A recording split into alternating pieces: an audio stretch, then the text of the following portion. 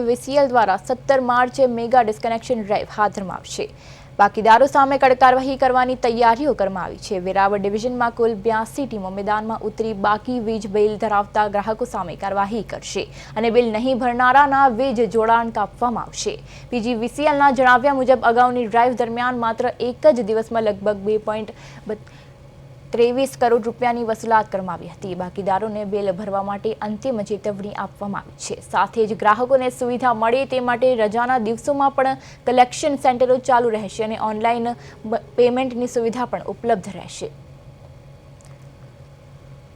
કાર્યપાલક ઇજનેર પીજીવીસીએલ વેરાવળ ગત 25/2/2024ના રોજ પીજીવીસીએલ દ્વારા મેગા ડિસ્કનેક્શન ડ્રાઈવનું આયોજન કરવામાં આવ્યું હતું, જેમાં વેરાવળ વિભાગીય કચેરીમાં 2,20,00,000 જેવી માતબર રકમની વસૂલાત કરવામાં આવેલી હતી અને હજુ પણ તારીખ 17/3/2026ના ફરીથી મેગા ડિસ્કનેક્શન ડ્રાઈવનું આયોજન કરવામાં આવેલ છે।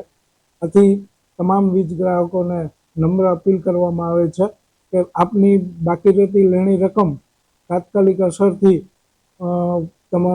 લાગુ પડતા પેટા વિભાગીય કચેરીમાં જમા કરાવી દેવી અથવા તો ઓનલાઈન પણ પેમેન્ટ કરી શકે છે। તેમજ વીજ ગ્રાહકોની સવલત માટે રજાના દિવસોમાં શનિ અને રવિ તમામ પેટા વિભાગીય કચેરી ખાતે કેશ કલેક્શન ચાલુ રાખે।